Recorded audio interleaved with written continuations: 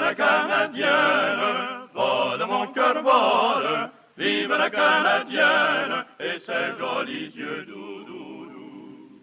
Et ses jolis yeux doux, doux, doux, et ses jolis yeux doux. Et ses jolis yeux doux, doux, doux, et ses jolis yeux doux, ses yeux doux. Nous l'amenons en noces, vole mon cœur, vole. Nous l'amenons en noces, dans tous ses beaux atours. Nous l'amenons aux noces, vole mon cœur, vole. Nous l'amenons aux noces, dans tous ses beaux atours. Dans tous ses beaux atours, dans tous ses beaux atours. Dans tous ses beaux atours, tour, tour, dans tous ses beaux atours, ses atours. On danse avec nos blondes, vole mon cœur, vole. On danse avec nos blondes, nous changeons d'amour. On danse avec nos blondes, vole mon cœur, vole. On danse avec nos blondes, nous changeons tour à tour, tour, tour.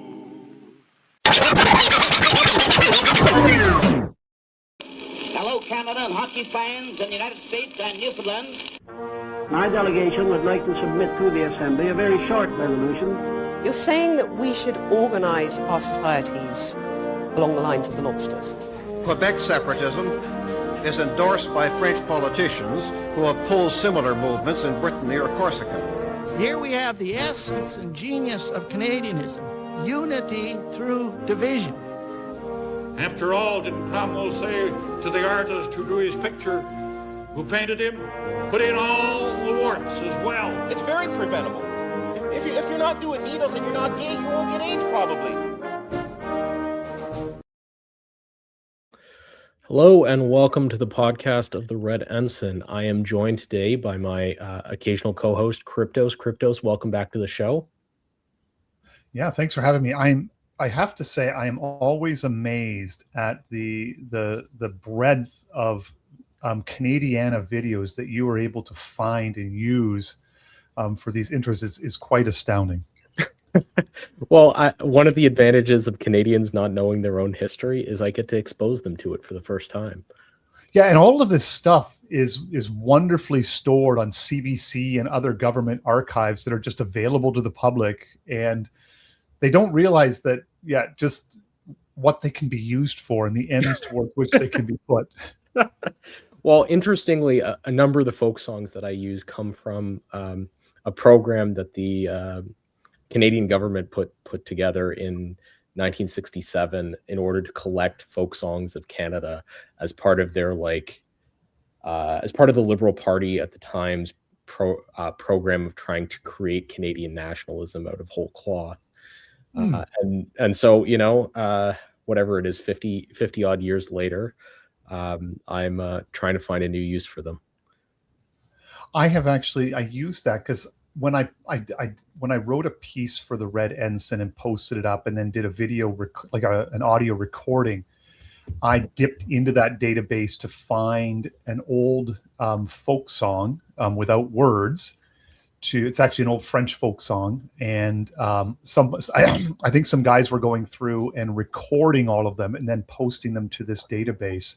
So they're all just, again, like you say, they're all just available there for your use. But yeah, it's all this ancient Canadiana that's been preserved wonderfully by our government to remind us that we actually have a history and we weren't just invented in the 60s. Well, and unfortunately, I've had to move on because of the copyright claims of the Canadian Lumber Corps. But other than that, I've had no copyright trouble so far. Which is just wild that, this like guys, really? I mean, well, there's that much value in your music? It's not the music, it's the sawmill clips from the 1940s that are wow. Apparently there's a whole thing in how people monetize videos of watching trains? Yes. Apparently this space also exists in the sawmill world. So people will just watch sawmills for hours on end. Oh, that is insane. Which doesn't shock kind of amazing. But well, I have to say, because my interests in YouTube narrowcasting are very thing. I'm an avid hiker, and we watched some young lady from Georgia or Alabama document her hike along the Pacific Crest Trail. And she had all of these wonderful like Southernisms when she talked. And my wife and I she was both endearing and hilarious at the same time. And she would post these like twice a week from the trail. She had a friend back home would do all the editing for her. And it was like, for us, it was like much watched TV. We were watching, and yeah, so I admit that I am guilty of just like, I mean, that is the nichest niche. So, go ahead, watch your Sawmill videos. Just God bless you. Yeah, I mean, my daughter and my son, when they were between sort of 2 and 3 respectively, really loved all of these really niche pieces of content. At the moment, they're really into artificial like pond stocking videos, where people put like underwater cameras to look at the fish in their artificial ponds. So that is amazing. These are important things when you're a little kid, I guess. And there's no more Saturday morning cartoons. Yeah, that's a sad thing. Yeah. Anyways, since we last assembled, a few things have happened. The United States and Israel have decided to adopt a posture of war towards Iran. It's not officially, it's like the Ukraine war. It's a special military operation of some kind. A police action or some such. Yes. Yeah, so you don't require congressional authorization for it because only Congress can authorize going to war. Well, there's this amazing conference where they were asking Pete Hegseth, the Secretary of Defense there, why he didn't notify Congress. And he said, well, we notified them within 48 hours of the war beginning. And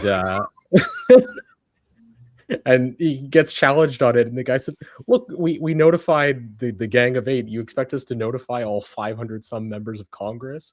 And I'm just sitting there laughing for 2 reasons. First of all, it would be trivially easy to notify all 500 members of Congress. But on the other hand, what are the odds that you could notify all 500 members of Congress and not have them leak every detail of the plans to every, public outlet? To be fair, I mean, this morning we had yet another school cancellation due to fog. And because the catchment on my children's private Christian school is fairly wide, and so many kids are coming in from country locations and so forth, and it was pretty bad this morning, even though it's sunny now. Yeah. But they managed to get that information out to all of the parents via text notifications. So you think that they could do something like that with Congress? Just, hey, everybody, when you get you're sworn in, give us your cell number and we'll put you on the congressional update list for presidential announcements. But it really, I mean, well, the reason you don't do it is not because you can't tell them. It's because if you told them, it would cause you problems. That's exactly, you don't want to tell them. Well, which is really interesting from, a regime watching sort of thing. Growing up in the 80s when, you had Newt Gingrich and the impeachment of Clinton and, government shutdowns that were directed by the House of Representatives, that it is surprising the degree to which the American legislature is almost irrelevant today for governance, that they have been completely sidelined. It's becoming a bit like Canada, actually. Yeah, it's basically a battle between the executive and the courts, and the legislature almost is like truly irrelevant. Once they started going to omnibus bills for financing the government as opposed to line items, it was all over. It was all over, and they didn't really even they thought it would simplify things for themselves and the process for themselves to avoid getting caught up in these very costly, like political capital costly budget battles. But they didn't realize that in so doing, they were basically giving the death sentence to the relevancy for Congress, because the administrative state basically runs everything anyways. And the two expressions of that are the executive and the courts. Well, now there are two important roles in passing laws. It's the person who writes the laws. And so it's not like every congressman is writing the laws. The Congress people are presented with a binary choice. You vote it up, you vote it down. So whoever actually drafts the law has tremendous power. And this is something Ellul noted already in the 50s and 60s. That's right. With the political illusion that you are beholden to the expert class who write the laws for you. And this is why when he defined the administrative state, he didn't think of it as merely the bureaus, but it was all of the ancillary experts that went along with, the think tanks, the activist groups, and so forth, who are all more or less extensions of government. And so that, and they basically run things. And then it was, of course, Schmidt who then basically said, well, if somebody is handing the elected official a platform and then you vote yes or no to that platform, he says it's technically not democracy, it's a plebiscite. And that's basically elections provide legitimacy for the plans and policies of the expert class. And that's more or less how things work today. Yeah, something like that. It's a visual thing more than anything else. But we're not here to discuss American politics particularly. No. This intervention, however, has somewhat wide-reaching ramifications. And there's many ways in which that's true. Right now, I'm showing the very aggressive air campaign that the Americans are pursuing over Iran. Their stated objective is to completely destroy the ballistic missile and drone manufacturing capability of that country. Whether they'll be able to do that or not remains to be seen. However, they're certainly Tehran has not been able to protect itself via air defenses, which I think is a really important lesson. Mm-hmm. As we've watched the progression of the Ukraine war, we've noted that surface-to-air defenses have become extremely effective in that theater of war. I would have assumed going into a campaign between Iran and the U.S. and Israel that a similar situation might occur, but that is obviously not the case. And U.S. air power has made them free to. American stealth bombers are still a thing. Yeah, at the moment, nobody has yet been able to deter the American Air Force. The only losses the Americans have suffered during the campaign are due to a friendly fire incident that somehow destroyed 3 of their most sophisticated fighters. Yeah, the Kuwaitis shot down. Just a triple friendly fire incident, which is you know, interesting in its own way. Yes, the American commanders have decided to lecture the American forces about the role of defeating Tehran in the end times. So that's a thing. You know, for a government describing Tehran as like theocratic nut jobs, you know, I have some sympathy for theocratic nut jobs of various stripes, but dispensationalism is just so bad. Yeah, it really is. Like it really is. And yeah, one of these days we're going to have to do, or I'm going to have to maybe do a deep dive into sort of, you know, the significance of American Protestant development on, you know, global politics, because it's just hilarious.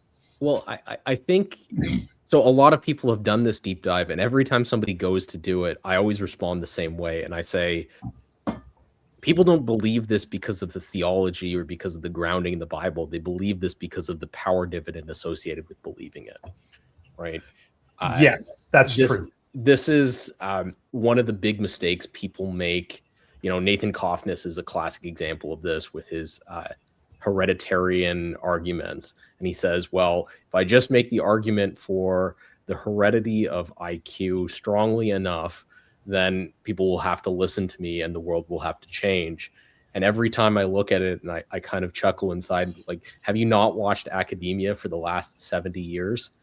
Arguments aren't adopted because they're true. Arguments are adopted because implementing them as government policy creates power for all the people involved. Yeah, and we'll just try to I completely 100% agree with you. And we all get caught up in it at times. Yeah. Where Well, we do think that making the correct argument will sway things. Dispensationalism right. is a perfect example of this, where there is no credible argument for dispensationalism. Well, and it's basically the result of an op anyways. Like, the whole thing was manufactured from whole cloth by in many ways by tricking gullible evangelicals. That this is the whole thing.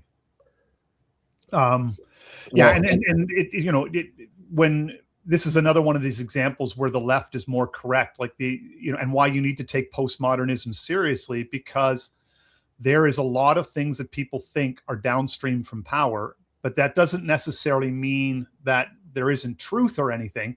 It's just that in the world, in a sinful world, the way that things actually work, that a lot of truths that you think are, quote unquote, capital T truth, are actually just ideas that are downstream from power. And you're just haven't kind of got there yet. Yeah, I mean, I did a video for Academic Agents channel earlier in the week discussing the possibility of cutting off oil supplies through the Straits of Hormuz. And I couldn't make the video without pausing for a second to have the audience listen to what's his name? Jimmy Carter talk about environmentalism in the 70s and the energy crisis and how we were all going to run out of oil. Because looking at it in retrospect, it's entirely obvious that this is just 100% a cover for a foreign policy mistake.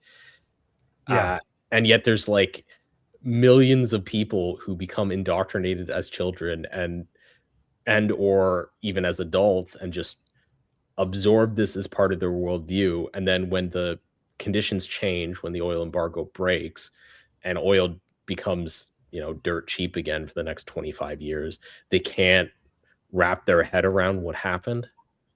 Yeah, and it's in many ways, it's a function of the development of what we call, the global American empire, in that they tried to be an empire without being an empire, in a sense that all of their weapons were going to be commercial and economic, and they could just simply dominate economically on the ground and walk around with silently carry a big stick, and their carrier fleets would just more or less deter people from objecting to the things that they wanted to do economically on the ground. So as long as we carried a big stick, the oil would keep flowing, and OPEC disabused them of that notion very quickly. And it was far better to turn the Middle East into an American protectorate and just basically send a governor down there and run things and make sure that you actually secured the oil than to do it the way that they did it. Well, and now we have an interesting replay of this history where Tehran is now attempting to unilaterally end the Persian Gulf oil trade through a combination of blockading the Straits of Hormuz and attacking oil and gas infrastructure through the region. We can't not mention this, given the profound consequences that it may have for Canada.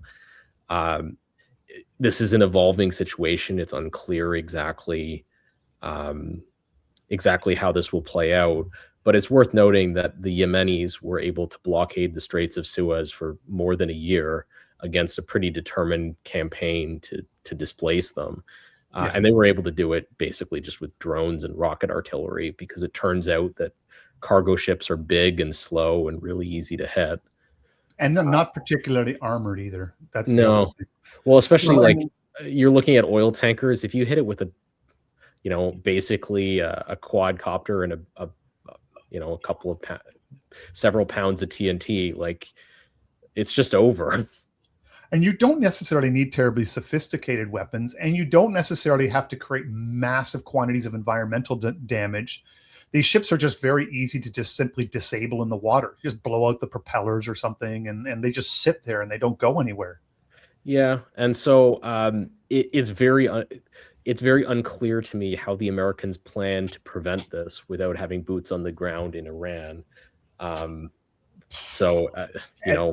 They either, as far as I can see, they either need to occupy the North Shore of the Persian Gulf, or they need to get to a political resolution with whatever government remains in Iran.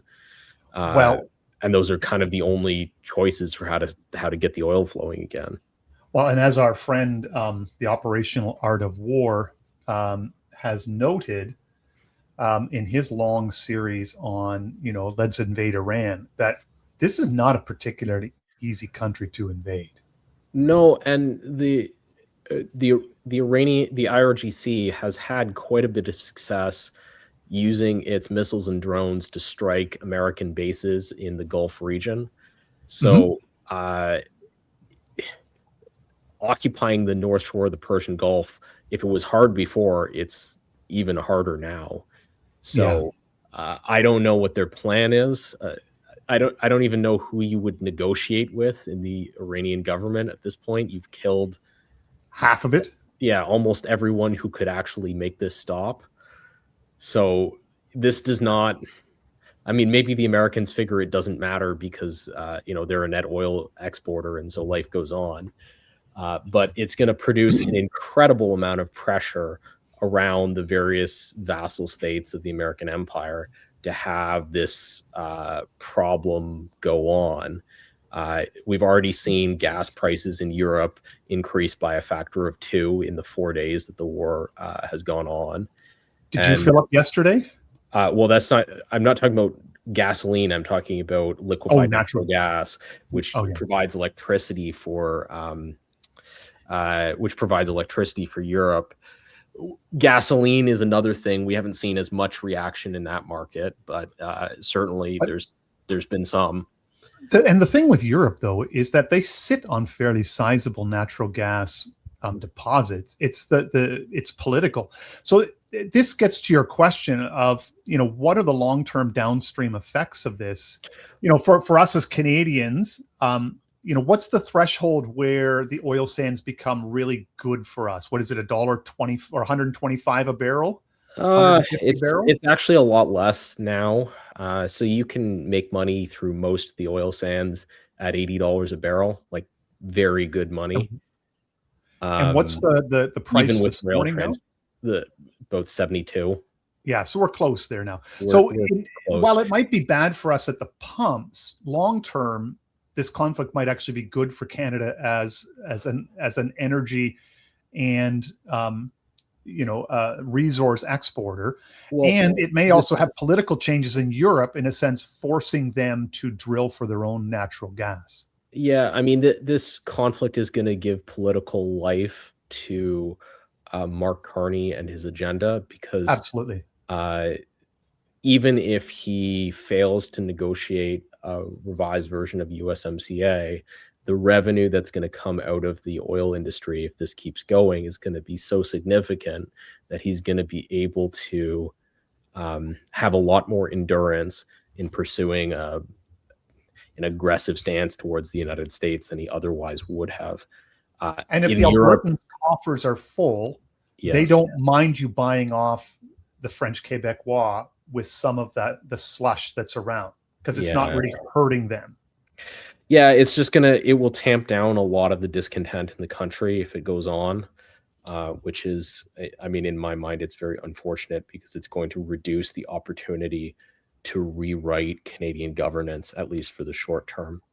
It's going to have the opposite effect in Europe, where, I mean, you talked about them drilling for their own natural gas, but there's no way you can do that on anything like the short term.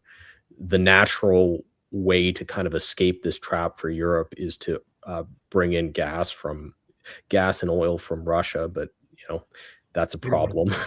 Yeah, that's a problem. Well, when Nord Stream was blown up, the Americans were sending a very clear message that you don't get to do that. Yeah, Europe was too tied into Russia, and you need to buy that from us. And and so there's a lot of very embattled governments in Europe who are going to suddenly be facing serious cost of living crises again, just as they did during the first phases of the Russia-Ukraine war. And, there will be all of the political consequences associated with that. And so, like, when people are looking at this conflict, some of them are looking at the military situation. Some of them are looking at the domestic political consequences in the U.S. And in both cases, they kind of shrug their shoulders and say, well, what's different about this than many other Middle Eastern adventures that have occurred under many presidents? But the degree of pressure that it's going to put on the various vassal states, whether it's the Gulf states who have just discovered that the Americans cannot protect them, or whether it's the vassal states in Europe or the South Pacific who are about to discover that that their principal means of generating electricity and transport just got a lot more expensive. And there's going to have to be demand destruction as a result because of the inability to spin up supply. This is going to be a big problem. Well, and politically, it seems to be hastening rather than staving off and stabilizing the empire. It seems to be hastening its breakup, that we're moving much more rapidly towards multipolarity. And it's funny, but looking at it, like maybe Mark Carney's gamble on Canada becoming a more independent middle power and surviving, it may well work out. He may actually, like, maybe he's just actually made the right gut. Sometimes when you bet on a bad hand, you do actually get lucky. Well, so I look at it and I've kind of got two thoughts in terms of lessons from the Iran war. The first thought is, yes, it's going to damage the American empire quite a bit. On the other hand, it has also demonstrated that the military of the American empire is a lot more combat effective than it would have appeared because of their engagements with Russia.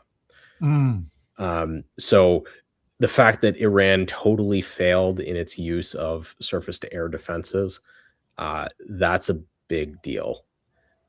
And of course, Iran is many miles away, like on the other side of the world. For a country like Canada, we just have no defense, and we have to recognize, like, at least that goes into the calculus. It does. It just does. Well, here's the thing, and this is a question, like, surprisingly, of all people, my wife asked me, because I have been with Lent, I took time off of Twitter, and I have been somewhat normally I don't pay a lot of attention to the news and the headlines and the timelines, but I've really not been paying attention. So I was actually probably like more than 24 hours after the bombing started before I even heard that it had happened, which is, just wonderful from a mental kind of space sort of place to be. But my wife asked me, she said, why are they doing this? And I just was like, to be honest with you, I didn't have a good answer for her other than to say, I think that the Trump administration is more beholden to elements within the State Department and the intelligence services and the military industrial complex than people realize. And that this is a war that those groups wanted for themselves. And I think that was the best answer that I could come up with. But I, even at the time, is like, I have no idea. Like why? I mean, there was a fascinating press conference with Marco Rubio where it was revealed that there were indications that Israel was going to unilaterally strike Iran, and they anticipated counterstrikes on U.S. assets in the area, and so they decided to act together rather than wait for Iran to strike them in response. So weapons of mass destruction 3.0 or whatever version we're on nowadays. Exactly. It's, as Aaron McIntyre said on Twitter, we're playing all the hits. We're doing regime change. There's weapons of mass destruction. They've activated the Kurds in northern Iran. Wow. If you're gonna, you might as well do it right. If you're gonna do it right. Yeah. So it really is like a perfect replay. So I'm just waiting for Operation Desert Shield 3.0. They did have some cool name for it. I forget what it was now, but it was just Iron something or another, maybe, or whatever. But Yeah. The Americans are really good at coming up with cool names for their military operations. Yeah, you got to give them credit. So, I mean, it's an interesting moment. The Carney government's response to it, I think, has been pretty reasonable. The Carney government didn't know about it in advance, and he went to India and signed a trade deal for uranium with the. Exactly. So there we go. He came out and made a speech about how it's a failure of the rules-based international order to adjudicate the dispute, which is, I mean, that is true. Since everybody's playing the hits, we might as well do the same, right? You know? Exactly. So, Lester Pearson 2.0. Yeah, I mean, it's interesting because the speech was much more Lester Pearson and much less Jean Chrétien from the second Iraq War. Wow. So we came out in support of it, but it's a failure of the rules-based order that we're having this fight at all. So. Yeah. I don't actually mind that stance. Discrediting, pointing out that the rules-based order is dead is, it's not a bad thing. No, because it is, but that's not why it's dead. It's dead because the Americans lack the power to enforce it anymore. Yeah, and there's also the Americans want too many exceptions from the rules-based order in order for it to have any credibility. That's true. Yes. If you go back to the period immediately after the Second World War, when it looked like the Americans really wanted this thing to work, they were willing to bind themselves to some degree by these institutions. I mean, they never joined the International Criminal Court. They never joined a number of the European conventions they set up to limit military actions, but they did at least. They made noises in the direction of respecting the UN and so on, and that's long gone at this point.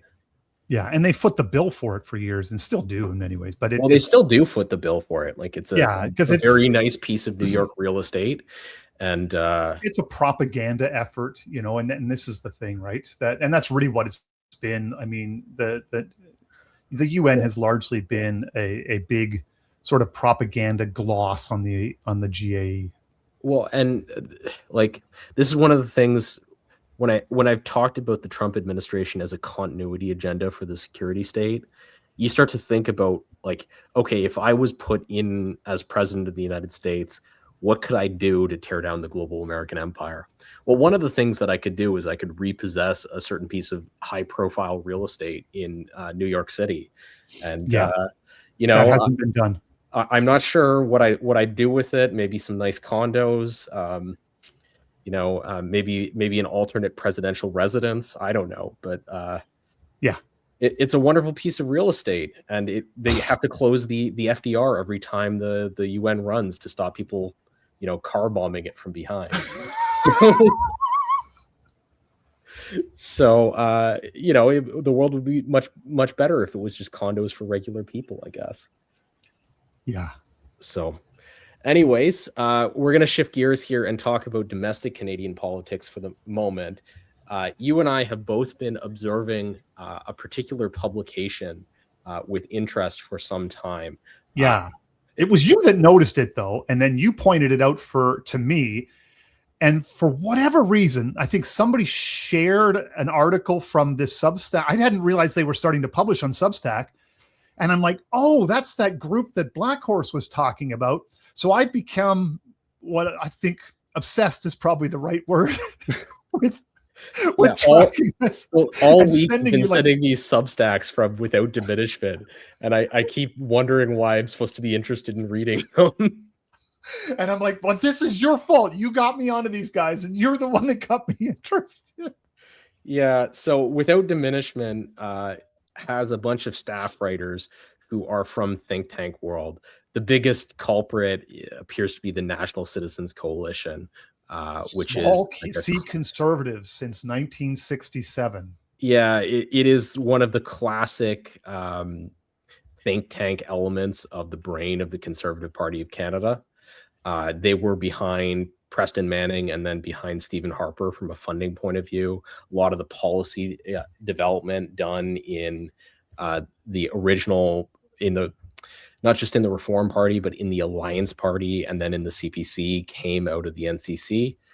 And I gather they've been trying to find a quote unquote new right voice.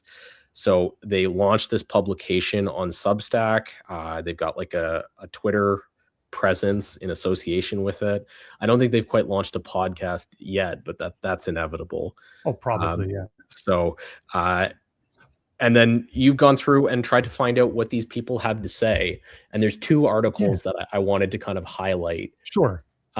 So first article here is from David Polanski, Why Canadians Should Want to Remain Distinct, right? So this is Let's Make Some Noises, directed towards Canadian nationalism. I'd rather be Canadian with a silver than American with a gold. This is an article that you could have seen in, I don't know, 2005 in the National Post or the Globe and Mail. It's just like a generic conservative article about the importance of Canada as a distinct culture and people from the United States. But it makes an important point, and one that it makes it without making it. So they don't go as far as you and I would and say you have to understand Canada as a vassal state of first Great Britain and then shifted in the middle of the 20th century to being a vassal state of the United States.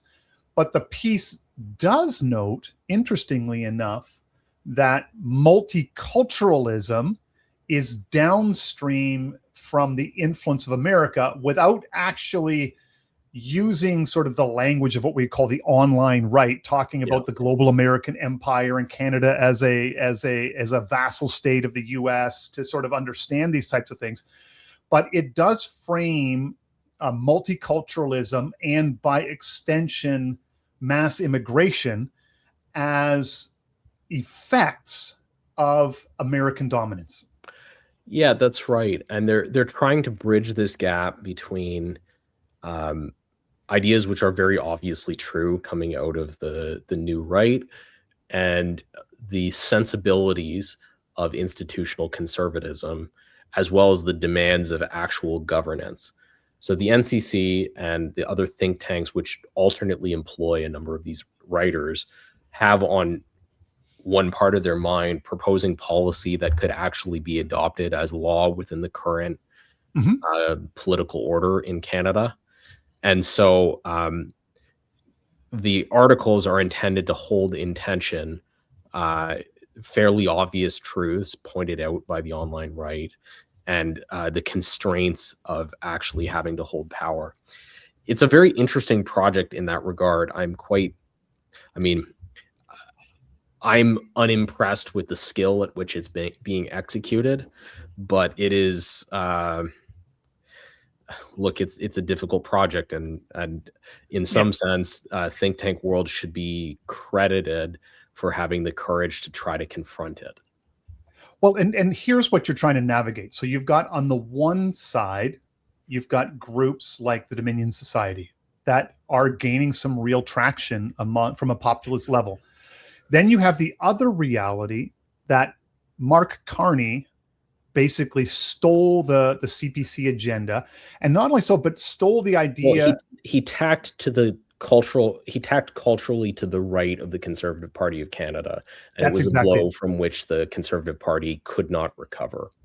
And now, so then what you're seeing here without diminishment is an effort to reposition themselves between where the liberals are now on cultural nationalism, and where, say, groups like the Dominion Society and those to the right of the Dominion Society, the more ethno-nationalists, they're trying to thread a needle in there that would allow them to develop a set of policy prescriptions that would then be usable from both an electoral and government standpoint. Yeah, it would reestablish a dialectic where the liberals are on the left and the Conservative Party of Canada are on the right in dual possession of the opportunity to govern the country. So, and the interesting thing is that the CPC think tanks and activists, their sort of intellectual brain trust, are being pushed rightward by both the Liberals and by their own right wing. Yes. But they're doing so in my view, the most like 20th century brained way you possibly can. Yeah, so they're not actually being radicals. This second article from them, the founding peoples are not enough. The conclusion of the founding peoples are not enough is that what Canada really needs is propositional nationalism, because ethno-nationalism is icky. We can't touch that. So what we really need is a uniting proposition that can pull the various peoples in Canada together. Good luck with that. They're hitting Good luck with that. Piece, right? They're referring to Grant's lament for a nation, and they're trying to draw in all these pieces and say, well, you can talk about all of that and you can get wound up about all of that, but none of that matters if you don't know what it's for. And you're like, that's and they're like, I see what they're trying to do here, Yeah, but they're not sticking so the idea of positioning yourself this way is to try to reconnect with the organic energy of the people you're trying to convince to put you in power. Mm-hmm. But there's no way that propositional nationalism is going to appeal to a crop of under 40-year-old white men who have been systematically excluded on the basis of their race. Well, and it's going to do nothing for the Maple MAGA crowd who have bought into American libertarianism, or at least the simulacrum of American libertarianism that they think it is, right? And so I just don't know how much traction it's going to get. But this is, like, from the looks of it, this is a serious effort. Well, it's a serious effort, but congratulations on your 32 likes. Your Substack with multiple writers, professional backing, serious money behind it, restacks from members of parliament, particularly in Western Canadian provincial politics. Yeah, my hack little Substack without even basic copy editing crushes you every time I bother to write. Well, yeah, and then I don't even want to mention kind of the numbers that I'm capable of doing too as well. It's just funny that way. And it's fun. What's funny though is that they have not really made serious overtures to any of us who are are not like sort of fire breathing. They don't want to talk to us on the right who are not like total conspiracy theory, mid-century stepping. Think about what they would have to do. So if you look at what distinguishes the work that you and I do, it is very intellectual and it has a very defined viewpoint. Yes. That defined viewpoint does not represent all or even the majority of a large extant coalition of people in Canada. You can't. No. I There's joke no governing coalition here. I joke about the Black Horse Reich. The governing coalition of the Black Horse Reich does not exist in current Canada. There's a lot of steps between here and there. Equally, they're not going to build in the ideas of Spengler or Ellul or even Schmidt into the thinking of how to govern this country. They're not prepared to take that kind of intellectual step. No. As we saw in, the engagement with friend of the show, Aaron O'Toole, they haven't actually read the authors they pretend to read. I still think it's amazing that Aaron O'Toole hasn't read Edmund Burke, the only thinker he ever cites, and he definitely has not read him. He has definitely not read him because he would be horrified by reading. Well, at least the anti-Semitism in Burke would just horrify him. Yeah. it would be problematic. It would be. Well, and this is the thing, right? I mean, like, I don't know who these guys are reading, but a lot of them, like, I know some of the people in the think tanks that they're associated, and a lot of it is like research based, like it's the typical quote scientific research leading to policy recommendation type of research, and that's just not what we do, because we know sort of that that's a dead end. It just basically leads you into absorption by the administrative state. Well, and to their credit, they actually, unlike most writers in Canadian mainstream media, they actually have some basic sense of the history of the country. So, for example, in their pieces, they cite in their piece on Canadian nationalism, they cite the Cultural Revolution of the 1960s and the birth of the symbols of modern Canadian nationalism as inexorably tied up with the left-wing projects of Pearson and Trudeau. That's a level of literacy that is beyond what you would see in most of even think tank world. Yeah, and it's one that say certainly like a figure like Aaron O'Toole does not have. Yeah. And as a member of the opposition, the official opposition, just does not understand the history of his own country. And these guys, thankfully, like, this is actually from an op perspective. Like, usually you just dismiss ops out of hand, but this is probably the best that I have seen, even if, like you say, you and I can go through and pick this apart fairly easily. It's better than most efforts that we've seen to do this sort of thing. It's a lot better than most efforts. And they may get better, who knows? But, you know, because this is just still very in its infancy. And I think a lot, like we were talking, like, why are they doing this? And I think a lot of it is just to lay a track record down to say, you know, we've been talking about this for 2 years already. Well, yeah, and I think they might have assumed that they could generate an organic audience online for ideas like this and start to circulate it. But we already own that audience in many ways. Yeah, I don't think anyone's going to unsubscribe from the Red Ensign and subscribe to Without Diminishment. No, I don't think that's going to happen. Now, another thing that you and I have been discussing in the background extensively is one of the. So there's actually only a fairly small number of serious books that have been written about Canadian political and economic history. There might be 20. There's a lot of papers that have been written. There are not a lot of serious books. We've gone through together Lament for a Nation. We're in the midst of kind of going through Empire of the St. Lawrence by Donald Creighton. Very interesting book. Yeah. Empire of the St. Lawrence reviews the history of maybe 1850 Canada. Yeah.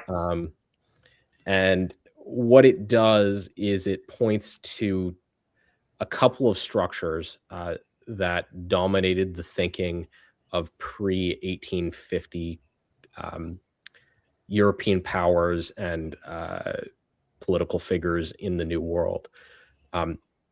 So one of the most obvious of these structures is that pre-1850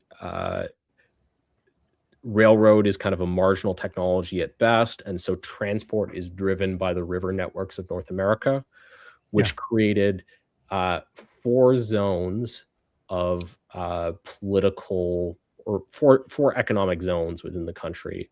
There's the economic zone of all the rivers draining into Hudson's Bay, that's Rupert's Land. There's the economic zones of the Great Lakes St. Lawrence Basin. There's the economic zone of the Mississippi Basin, and there's the economic zone of the rivers, the coastal region on the Atlantic. Yeah. And he points out that in the period from sort of 1700, maybe or even earlier, it's like the 1650s up to the Revolution. Yes, you have competing models in each of these zones. So the St. Lawrence Basin, the Mississippi Basin before the Louisiana Purchase, and the Hudson's Bay Basin were all managed on the trade, the territorial exploitation mode, right? So that mode was built on collecting goods harvested by the native population and supplying that native population with arms and iron goods in exchange. Arms, iron goods, and textiles. And depending on exactly where you were in that zone, the goods collected by the native population were a little bit different, but broadly speaking, it's furs are at the center of that. Well, and he also notes that the difference between the St. Lawrence and Great Lakes Basin and the Atlantic region is that the Atlantic region was much more focused on settling agricultural goods and trade. We talked about the three. A lot of it is north-south with the Caribbean areas and so forth. So you would bring, say, like, sugarcane up from the Caribbean, and you turn that into rum in the New England. There's also the fisheries off the coast of the eastern seaboard. And then there's that strip of very arable land between the Appalachians and the coast. And there's a kind of a murky part in Atlantic, what we would now know as Atlantic Canada, because as you noted prior to the show, the Appalachians actually go up through Quebec. But then there was that St. Lawrence Basin. And as you say, those folks were involved in exploration and trading with the native Indian population for, as you say, things like fur and then some other goods as well too. Well, they hadn't already got into lumber, but it was mostly fur at this time, and they were very big on ranging out into the heart of North America via this river and lake system. Yeah, I want to draw out the contrast here a little bit, because by the time of the Revolution in 1770, there were millions of people who had settled in the 13 New England colonies. But in Quebec, in the Maritimes, in Rupert's Land, and in Louisiana, the populations were tiny, a few thousand Europeans.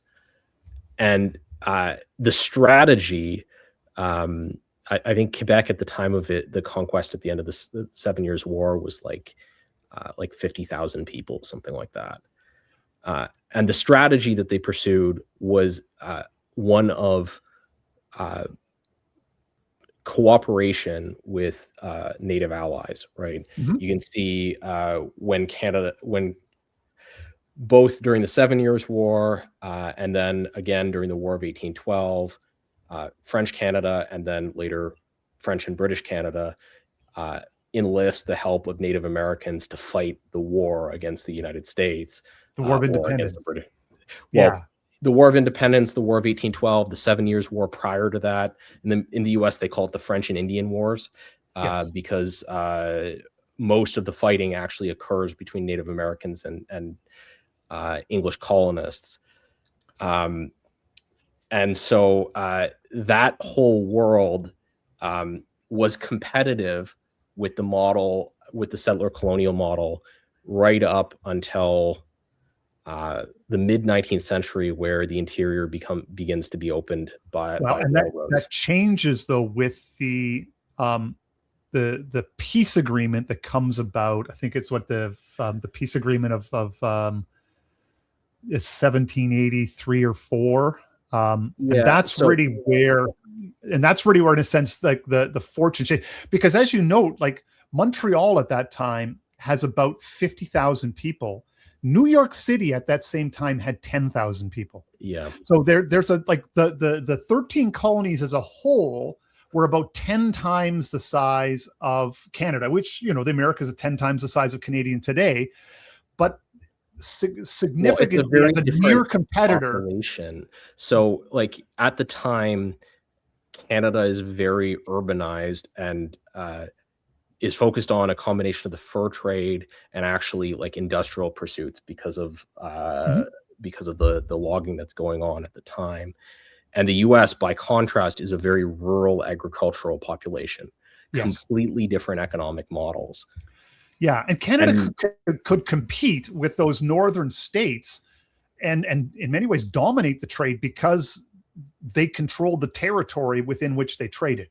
Well, and the issue is the territory from which, like if you look at the Quebec Act, if you look at the early period after the American War of Independence, the territory from which they were drawing was very, very large.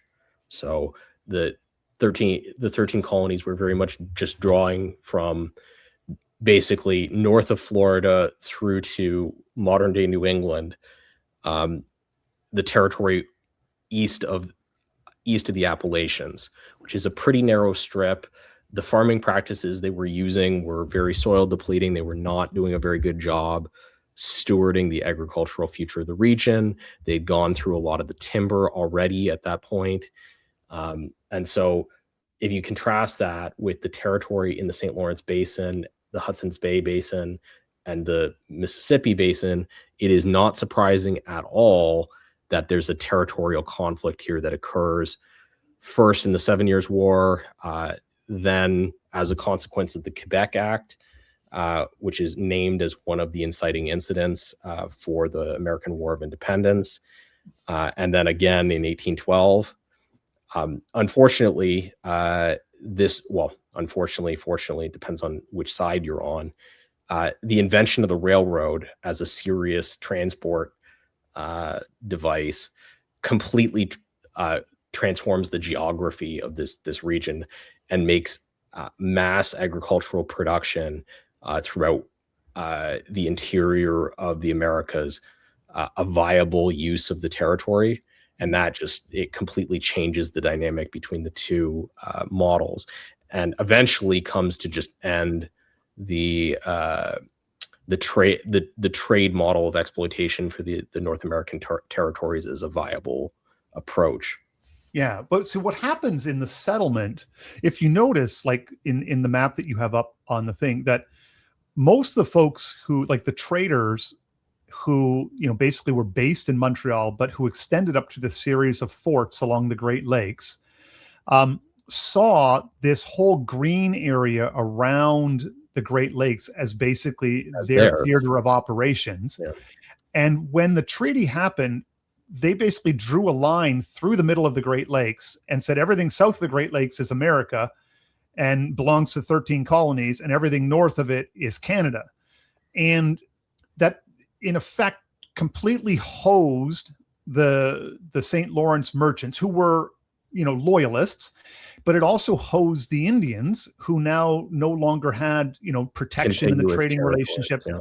And they were exposed to American reprisals because, they knew whose side they were on during the war. So there was a whole series of, and you begin to wonder sort of like, what would Canada have been like had they been able to maintain that integrity? Because even today, like if you want to get out to the prairies quickly, you go around the south of Lake Michigan. You don't go around the north. I think it's easy to forget, like Creighton is writing this history in a very Canadian-centric way. Oh, absolutely. But the treaty between the United States and Great Britain at the end of the War of 1812 is an afterthought in the Napoleonic settlement. Yes. And it reflects this long delusion that exists in the UK. I would argue that exists in the UK really all the way up through the early 2000s, that Americans hold some affinity for the British, and if they're simply treated generously, they will treat the British generously in return. And that has never been the case. It's been attempted many, many times in Anglo-American relations, and it has never worked out for the Anglo power involved. And Creighton notes that specifically. He says, they were basically, he says that these guys, the two gentlemen who were involved, I think May was the one of them. He says basically they were delusional about their understanding of the Americans relative and their willingness to maintain goodwill towards both the British. They just assumed that free trade would continue to happen and nothing would go on unchanged. Everything would go on unchanged. And the folks that were operating out of Ontario, Canada, just right away recognized that this is a completely delusional understanding of the world and how it works and who the Americans are. Yeah, but it was an easy delusion to have if you were a British aristocrat in 1815, because who cares about this territory on the fringe of the world? It's a frozen wasteland. It'll never be worth anything anyway.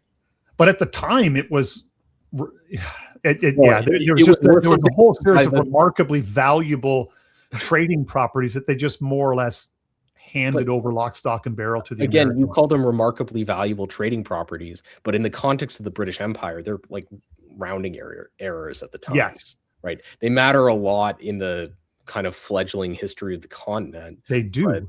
But that's and that's the thing. They mattered to the Canadians at the time, and they mattered to the future history and development of Canada. And there is this sense of like what would have been had, say, large sections of Ohio, all of Michigan, a good chunk of Wisconsin and Illinois, and maybe South Dakota were part of.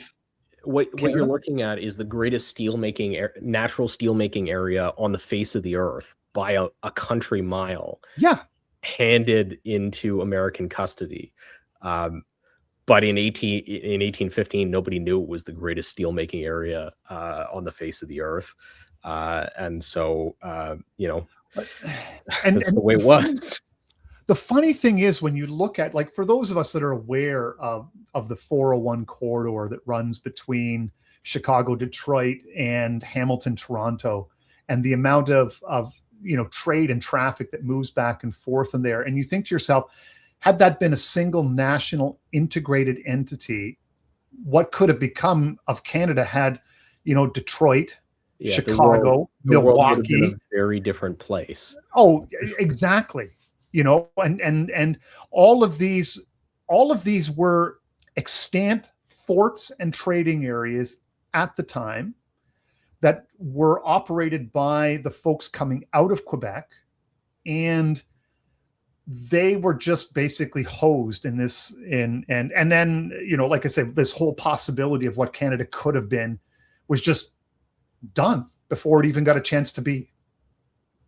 Well, I also think that there's a real lesson that needs to be taken here, and that is the strength of the natural geography pulling north-south in the Great Lakes region is so profound that you need an incredible degree of force to reorient the axis of trade, and the links between the populations on the north and the south sides of the Great Lakes are quite deep, and yeah, they are. You can't. It's hard to think of, like, some people like we're not quite a single people, but it's not far off the mark. Like, you move to Michigan, and it's not that different from Southern Ontario, but if you go down to, say, Tennessee already, it's like, man, you are like or even the south half of Ohio, you are in like a vastly different cultural area.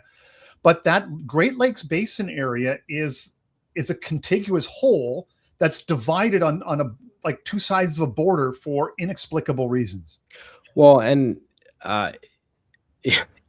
interestingly, as a consequence of the Americanization of our government in the sort of post-Trudeau the first era, it's now much more demographically contiguous than it ever was before, which is has created a common set of problems in governance that it Dearborn or Pontiac? Yeah, doesn't look all that different from Brampton. Let's put it that way. The great cities of the Great Lakes on the American side were destroyed in order to get cheap labor for the kind of first half of the Industrial Revolution, right? The construction of the Ford plants, the steel mills, all of that stuff. And then the same thing happened up here just like 40 years later in time.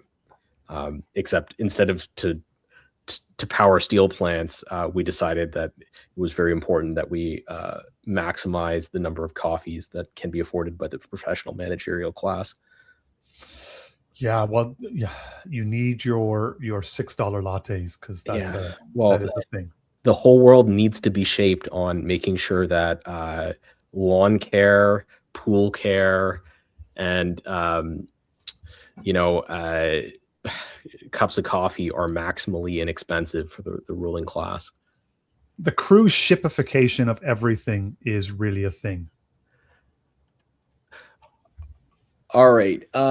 So we're going to talk more about Empire of the St. Lawrence here as we go on through the rest of through our subsequent podcasts. But I'd like the audience to go and have a look at the book. It's available on archive.org. I'm hoping to get Skeptical Waves to put it up for everybody to listen to if that's their preferred means of consumption. But I think this is it's a very interesting piece of work, and it ranges forward in time quite a bit. We really talked about the colonial era, but I think it's, I mean, you need to understand that it is partisan history, right? It is a representation of the interests of a particular group of people through Canadian history, and a particular narrative intended to stand in contrast to other ways of conceptualizing the same history. So don't take it and like say this is an objective analysis of exactly how this history played out, but it's a real perspective that's worth kind of having. And we generally use we're informed by elite theory here, let's just say. And Creighton's argument essentially, and this was a book that sort of when it first came out and was dropped onto the scene of history making, was quite controversial, but has become, for those who look at Canada intelligently, has become sort of the standard way of looking at things, and that Canada is not an ideological project. And this is what Creighton essentially argued. And what he argued, that it is first and foremost, Canada is an economic project, and is, this whole idea, like, the left is more correct than they know, in a sense, is that Canada is in many ways was always an economic zone and has to be understood that way. So Canadian political expression is an expression of a series of economic interests, and those economic interests developed during this time. And we talk about the Laurentians because the Empire of the St. Lawrence was their empire, and their power continues today. And the Quebec nationalists and the Alberta power interests oppose that, but none of that opposition is ideological in nature. And the sooner that you can get out of your mind as a Canadian looker of politics that ideology means anything for Canadian politics, the better. And that then you can kind of cleanse yourself of a lot of delusions and just sort of start studying things as they are. And that's what Creighton does. That's his great contribution, is to lay the groundwork that, people who then later read, elite theory could then say, like, oh, wow, this completely dovetails into what's going on. It makes total sense for politics now. And we can just sort of dispense with all of this ideological nonsense because it means nothing in Canada. Yeah. Yeah. All right. What do you have coming out that people should be looking forward to? Oh, well, I'm working on a bunch of different things. This is the interesting thing, is that getting off Twitter and being more on Substack, like spending less time on social media, but being more on Substack, is that, strangely enough, deep, thoughtful people who read long pieces are better source material for interesting pieces than are people who like to do things in 240 characters. So my first piece, though, is one that I did. It was my last long thread before once again realizing that the algorithm is dead. Is to talk the Twitter about algorithm is it's not just dead. It is the most on rails that I've ever seen a social media algorithm. Oh, so, yeah, there's no how do you put it? So over the past, there's no viral nature to the medium anymore at all. Like, nothing goes viral anymore. So over the past 4 weeks, I've had a half a dozen posts that have gone pretty wide, but all of those posts are directly in line with the talking point that I know Elon Musk wants to promote. There you go. So like I had a post go very wide looking at natural gas fields in Europe, right? This is a key plank of the Elon Musk faction of criticism of European governance. So it goes wide. All the other posts I make about the Iran-Israel war they get like 1,000 views, and I've got 25,000 followers. They get 1,000 views. That's crazy. So like I've never seen a social media algorithm so on the rails about what is promoted and what's not promoted as the way the Twitter algorithm is right now. So you don't get to dictate, it dictates to you. Well, and which is surprising, with a lot less engagement on Substack, I find it a much more fertile environment. But so anyways, I'm going to be doing a piece on prairie populism, but with the understanding why ideas are not a basis for political action.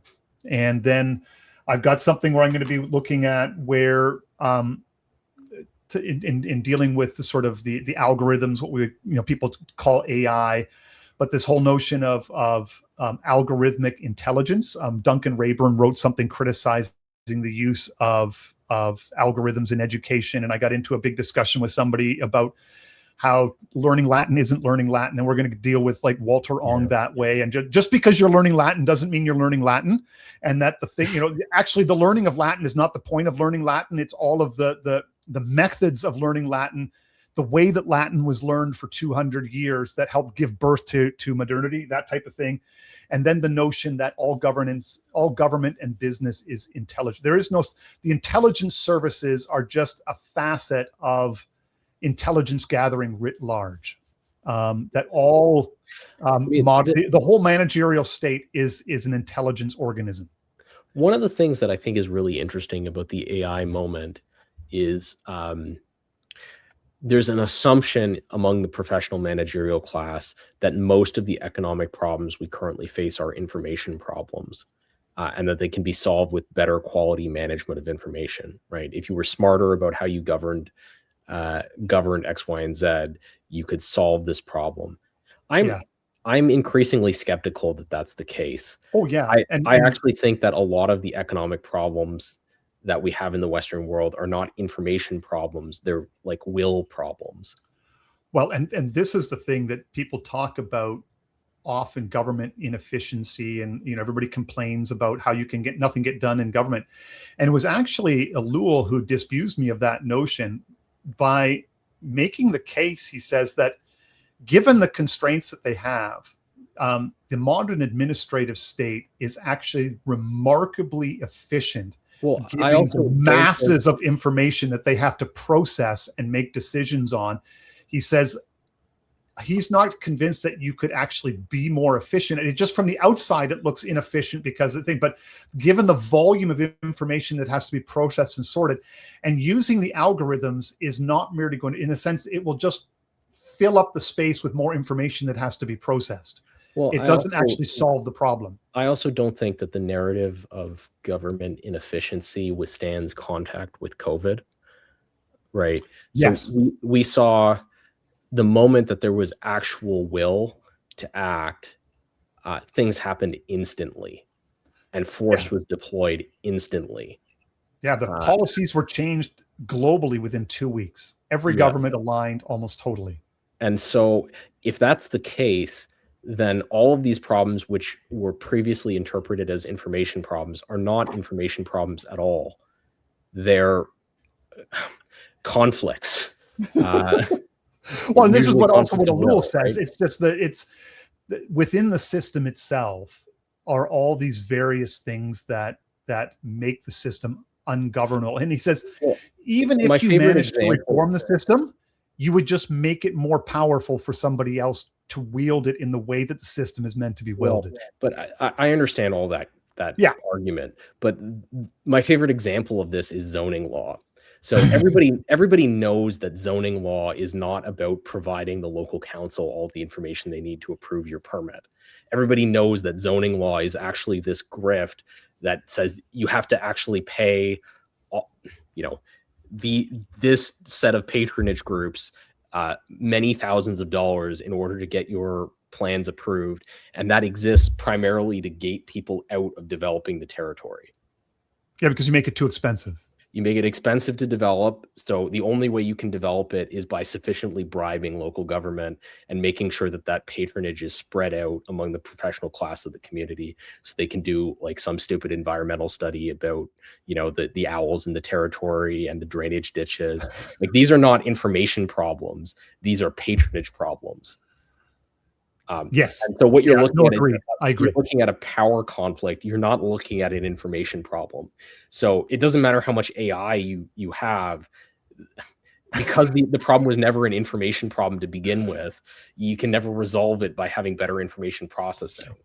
And this is the thing, is that, you know, from multiple different facets and different ways of looking at it, you know, this becomes like, oh, if we just had enough info, we could manage all the information in real time. We could make everything work perfectly. No, you can't. No, you can't. You stupid idiot. Don't be dumb. Yeah, exactly. Yeah, because the reason, yeah, like you say, your ability to process information is not what makes the system what it is or isn't. So on that note, the stupid idiots who have watched this podcast to the end, thank you for your time and attention. I hope you've learned something. Canada originally was put together by two groups of people who didn't have much in common but didn't want to be American. The line just popped into my head. A bunch of the boys was a-whooping it up. And there I got my start. We have had a flag. Flags can be changed. But flags cannot be imposed, the sacred symbols of a people's hopes and aspirations, by the simple, capricious, personal choice of a Prime Minister of Canada. I have watched this country for half of my life from abroad, and we have turned complacency into just that, a national sport.